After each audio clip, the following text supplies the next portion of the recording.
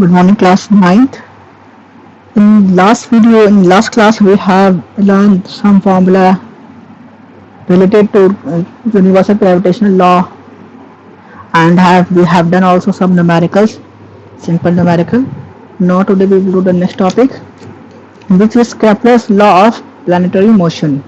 So before starting the next topic, that is Kepler's law of planetary motion, there are two important points which I want to share with you all. That is gravitational force. There's two important points. Let's see what they are. देखिए, gravitational force की बात करते हैं तो हम लोग ये चीज़ पढ़े हैं कि एनी ऑब्जेक्ट यानी कि ये पूरी यूनिवर्स में कोई भी दो ऑब्जेक्ट होता है तो उनके बीच में universal force of attraction gravitational force work करता है, चाहे वो कोई भी हो। ठीक है।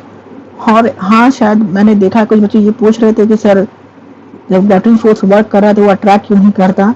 तो हमने आपको ये बताया है, जो फोर्स हमारा है वो किस पे डिपेंड करता है, उसके मासेस पे, दोनों के ऑब्जेक्ट के मास पे m1 और m2 पे, और किस पे डिपेंड करता है, उन दोनों के बीच के डिस्टेंस पे, कि क्या डिस्टेंस इन दोनों के बीच में है, यानी कि r स्क्वायर, और इसका स्क्वायर फॉर्म में। यही चीज हम लोग ने पढ़ा है। जैसे कि कोई ऑब्जेक्ट है, यदि कि मास को इंक्रीज करेंगे तो ग्रेविटेशनल फोर्स की वैल्यू क्या करेगी, इंक्रीज करेगी। और डिस्टेंस भी इंपॉर्टेंट है।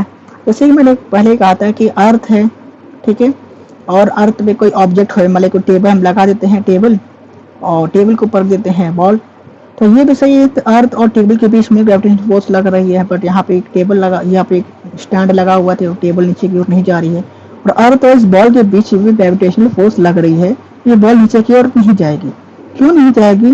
तो as compare to the mass of this ball, इस बॉल का जो मास है इस अर्थ के मास के कंपैरिजन में क्या हो जाएगा, बहुत ही ज्यादा स्मॉल। यानी कि फॉर एग्जांपल इसका मास 1 kg है तो अर्थ का मास क्या है, बहुत ज्यादा होता है, 6.24 समथिंग होता है ना। अर्थ का मास कितना हो जाता है, 16×10⁴, यही होता है अर्थ का मास। तो मास ऑफ अर्थ कितना हो जाता है, 6×10⁴ kg। तो ये चीज समझिए, तो इसके कंपैरिजन में ये मास क्या है, बहुत ही स्मॉल है, तो इसका मास तो क्या होगा, नेग्लिजिबल हो गया। तो मास इतना स्मॉल है तो इतना फोर्स ऑफ अट्रैक्शन दोनों के बीच में जनरेट नहीं जाता। सेकेंड चीज क्या है, सॉरी ये चीज यहाँ पे मैंने कहा था इनवर्सली प्रोपोर्शनल होता है। और सेकेंड चीज हमारा क्या है, डिस्टेंस। डिस्टेंस जितना कम होगा ग्रेविटेशनल फोर्स उतना ज्यादा इंक्रीज करेगा। दोनों पॉइंट इंपॉर्टेंट होता है, मास भी और डिस्टेंस भी। तो इसी बेसिस पे क्या है, जैसे कि हमारा, तो हमने कहा था ये यूनिवर्स के सबके साथ लगता है, तो सेम जो यूनिवर्स में हमारा सन भी आ गया, ठीक है, और हमारा अर्थ भी क्या होता है, इसी के आसपास मूव करता है, अर्थ सारे प्लैनेट्स के आसपास मूव करते हैं। तो हमारा क्या है, अर्थ, और हमारा अर्थ भी है कि इसको छोड़, इस सन के रेडियस को छोड़ के, इस यूनिवर्स को छोड़ के, इस मिल्की वे गैलेक्सी को छोड़ के कहीं और नहीं जाता। क्यों कहीं और नहीं जाता, क्योंकि इन दोनों के बीच में भी क्या लग रहा है, ग्रेविटेशनल फोर्स। यानी कि it is the gravitational force between the sun and the earth which keep the earth in the uniform circular motion around the sun। यानी अर्थ और सन के बीच में ही ग्रेविटेशनल फोर्स वर्क करता है, जिसके वजह से अर्थ क्या है, uniform circular motion around the sun करती रहती है। First thing. सेकेंड थिंग, अब अर्थ की बात करते हैं, ठीक है। अर्थ की बात करें तो अर्थ के, आप ये जानते हैं कि अर्थ के आसपास जो उसका नेचुरल सैटेलाइट है यानी कि मून, वो उसके आसपास रिवॉल्व करता है, ठीक है। सन अर्थ के आसपास रिवॉल्व कर रहा है और मून क्या कर रहा है, इसके आसपास रिवॉल्व कर रहा है। तो सेकेंड, और आपने देखा होगा कि आप कहीं जहाँ पे समुद्र होता है, जहाँ सी वेव्स वगैरह होती हैं, तो कभी कभार देखते हैं कि वहाँ पे काफी हाई टाइड्स आते हैं, यानी कि बहुत ऊंची ऊंची लहरें उठती हैं, कभी हाई टाइड्स कभी लो टाइड्स, पानी पहुंच रहा है कभी चला जाता है बहुत नीचे, कभी आ जाता है समुद्र के भी कभी ऊपर, जहाँ पे सर्फिंग वगैरह करते हैं। तो हाई टाइड्स और लो टाइड्स क्यों आता है, due to the gravitational force between the earth and the moon.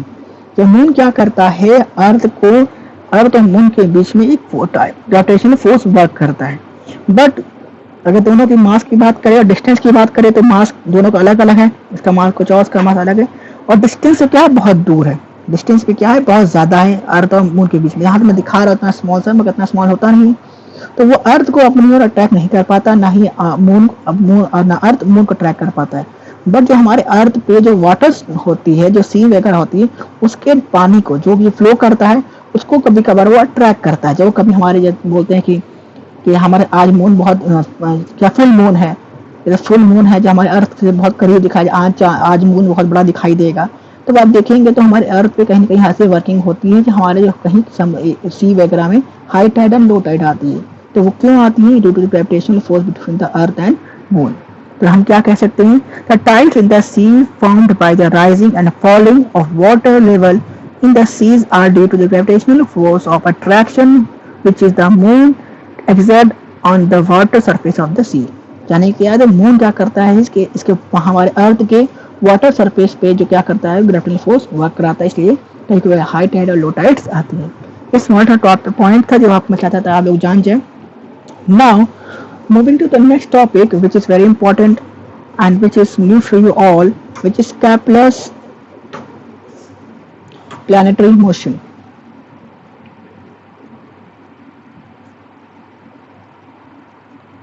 Kepler एक साइंटिस्ट थे, ठीक है, तो उन्होंने प्लैनेट के मोशन के लिए कि प्लैनेट कैसे मूव करता है उसके रिगार्डिंग उन्होंने 3 लॉज दिए। The Keplers have given 3 basic laws regarding the motion of the planet, ठीक है, regarding the motion of the planet. तो first law, what is the first law of Kepler's, and this laws are very important, ठीक है, ये exams में आते हैं।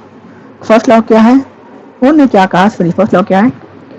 According to Kepler's first law of planetary motion, the planets move in a elliptical orbit around the sun with the sun at one of the 2 foci of the elliptical orbit। क्या है इसको समझते हैं?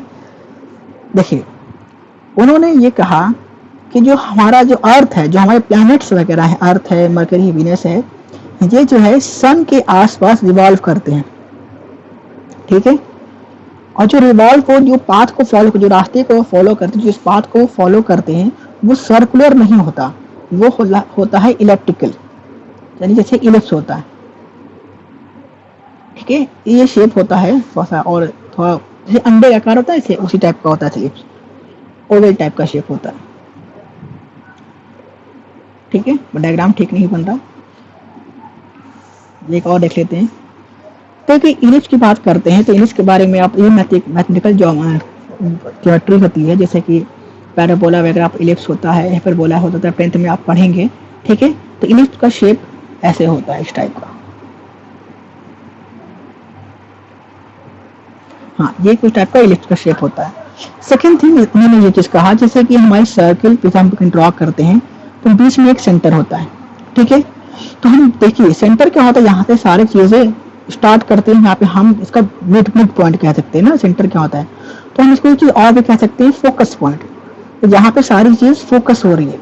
तो similarly अगर एक है तो उसको बोलेंगे फोकस, और एक से ज्यादा पॉइंट है तो उसको ये सिंगुलर फॉर्म हो जाएगा, उसको प्लूरल फॉर्म में बोलेंगे फोकाई, FOCI, क्या बोलेंगे? फोकाई, ठीक है। तो हमारे इलिप्स में 2 फोकस पॉइंट होता है, एक फोकस पॉइंट यहाँ पे होता है और एक फोकस पॉइंट यहाँ पे होता है। तो केपलर्स फर्स्ट लॉ क्या कहता है, इसको समझ लेते हैं। वो क्या कहता है, the planets move in a elliptical orbit, elliptical orbit में मूव करता है planet around the sun, and the sun at one of the 2 foci of the elliptical orbit. और सन क्या है, इन दोनों में से किसी एक फोकाई पे होगा, या तो हम सन को यहाँ मान सकते हैं कि हम सन यहाँ पे है, किसी एक फोकाई पे है, या तो हम यहाँ मान लेंगे, या तो इधर मान लेंगे या तो इधर मान लेंगे। और प्लैनेट कहाँ होता है, इसके आसपास मूव करता है, यानी कि सर्कुलर ऑर्बिट में, यानी कि जो अर्थ हमारा मूव करता है वो सन बीच में ऐसे नहीं होता, वो कैसा होता है, इलिप्टिकल ऑर्बिट होता है। और फोकाई ऐसा होता है। फोकाई, इसका क्या मतलब हो गया, इसका मतलब ये हो गया कि अगर मान ली सन फॉर एग्जाम्पल यहाँ पे हमने ये मान लिया कि सन यहाँ पे है और प्लैनेट यहाँ पे मूव कर रहा है, तो एक वक्त ऐसा आएगा कि सन से और प्लैनेट की जो डिस्टेंस क्या हो जाएगी, बहुत दूर हो जाएगी, बहुत लार्ज हो जाएगी। और कुछ समय बाद मूव करते करते करते करते जब सन यहाँ पे आएगा तो हमारे अर्थ और सन की डिस्टेंस क्या हो जाएगी, बहुत नियर हो जाएगी एज कम्पेयर टू दिस। इसके कंपैरिजन में इसकी डिस्टेंस क्या हो जाएगी, बहुत ही छोटी हो जाएगी। यही सीजन कंडीशन होता है जब विंटर सीजन आता है और जब समर सीजन आता है। जब हमारा प्लैनेट हमारे सन से बहुत दूर है तो विंटर सीजन हो जाता है, जब बहुत करीब आता है तो समर सीजन आ जाता है, ठीक है। तो ये हमारा फर्स्ट लॉ है कि जो हमारा ऑर्बिट, जो अर्थ, जो हमारा प्लैनेट है, जो जिस पाथ को फॉलो करता है वो क्या होती है, इलिप्टिकल होती है, ठीक है। सेकेंड लॉ क्या कहता है, सेकेंड लॉ क्या देखें सुनते हैं, Kepler's second law. According to Kepler's second law of planetary motion, each planet revolves around the sun in such a way that the line joining the planet in to the sun sweep over equal area in equal interval of times. तो वो क्या कहता है कि जैसे कि हम तो ये तो क्लियर हो गया कि जो हमारा प्लैनेट है वो सन के आसपास इलेप्टिकल ऑर्बिट में फॉलो करता है, ठीक है, और हम किसी दो फोकस होता है, किसी एक फोकस में हमने सन को मान लिया। तो सेकेंड लॉ ये कहता है फॉर एग्जाम्पल कि हमारा अर्थ है, हम अर्थ की बात कर लेते हैं, इस यहाँ पे है, ठीक है, ये पोजीशन यहाँ पे है, और आफ्टर 1 मंथ एग्जाम्पल लेते हैं, 1 मंथ के बाद हमारा अर्थ इस पोजीशन पे पहुंच जाता है, ठीक है, बी पोजीशन पे। अगर इस दोनों पॉइंट को ज्वाइन कर दें, ठीक है, और ये पूरा एरिया निकाल लें यहां से यहां तक का पूरा, ठीक है, फॉर एग्जाम्पल इसका एरिया आ जाता है, फॉर एग्जाम्पल ले लेते हैं 20 मीटर स्क्वायर, कुछ भी, मैं एग्जाम्पल लेके चल रहा हूँ, ठीक है, और मान लीजिए कुछ महीने बाद सन अर्थ यहाँ पे है इस पोजीशन पे, ये पोजीशन पे, और after 1 month time interval same होना चाहिए, आफ्टर 1 मंथ की ही बात कर रहा हूँ, 1 मंथ में हमारा अर्थ यहाँ पहुंच जा रहा है, ए डैश और ये बी डैश पे, इस लाइन को भी ज्वाइन कर दें, सॉरी ये चीज ना, इस लाइन को भी ज्वाइन कर दे जितना एरिया, और इसका भी एरिया निकाल ले पूरा एरिया, ठीक है, तो इसका एरिया भी हमारा आएगा 20 मीटर स्क्वायर, जो एरिया इधर आएगा उतना ही एरिया इधर आएगा। अगर हमारा ड्यूरेशन क्या है, हम सेम लेके चल रहे हैं, 1 मंथ यहाँ पे ले चल रहे हैं और 1 मंथ यहाँ भी ले चल रहे हैं, तो इससे हमको क्या चीज मालूम पड़ गई, हमको सिर्फ 2 चीजें मालूम पड़ गई। A planet move faster when it closer to the sun, यानी कि प्लैनेट जब सन से बहुत करीब होता है तो उसकी स्पीड क्या होती है, हाई होती है, and it move slowly when it is farther from the sun, और जब प्लैनेट सन से बहुत दूर होता है तो उसकी स्पीड क्या होती है, स्लो होती है, यानी जब प्लैनेट रिवॉल्व करता है अर्थ के सन के आसपास उसकी स्पीड कांस्टेंट नहीं होती है। सेकेंड थिंग, हाँ वही चीज हमको क्या मालूम पड़ गई, a planet does not move with constant speed around the sun. The speed of is greater when the planet is near the sun and the less when the planet is further from it. यानी कि planet जो है हमारा सन के आसपास constant speed से move नहीं करता, जब वो सन के बहुत करीब होगा तब उसकी स्पीड क्या हो जाएगी, बहुत हाई होती है, ठीक है, और जब वो प्लैनेट कहीं सन से दूर होता है तो उसकी स्पीड क्या होती है, बहुत स्लो होती है, यानी यहाँ से यहाँ पे जाने में टाइम लगेगा और यहाँ से जाने में टाइम नहीं लगेगा। तभी ना आप देखिए एरिया इक्वल हो सकता है, 1 महीने में स्पीड स्लो होगी तो ऑब्जेक्ट यहाँ से यहाँ तक पहुँच पा रहा, तो ये एरिया उतनी लंबी हो गई, और 1 महीना में स्पीड बहुत तेज होगी तो प्लैनेट यहाँ से यहाँ तक पहुँच जाएगा, तो इसकी एरिया निकालेंगे तो दोनों एरिया हमारे क्या जाएगी, इक्वल जाएगी। तो सेकंड लॉ यही कहता है each planet revolve around the sun is such a way that the line joining the planet to the sun sweep, यानी कि इक्वल एरिया को स्वीप करेगा, जितना एरिया ये स्वीप करेगा उतना ही एरिया ये भी स्वीप करेगा, sweep over the equal areas in equal interval of time. हाँ, ये टाइम इक्वल होना चाहिए, टाइम अलग अलग नहीं होना चाहिए। तो 2 चीज क्लियर हो गई, पहला फर्स्ट लॉ इलेक्ट्रिकल, और सेकेंड लॉ क्या है हमारा equal area in equal interval of time. Third law क्या है इसको भी देख लेते हैं। The cube of the mean distance of a planet from the sun is directly proportional to the square of time it takes to move around the sun.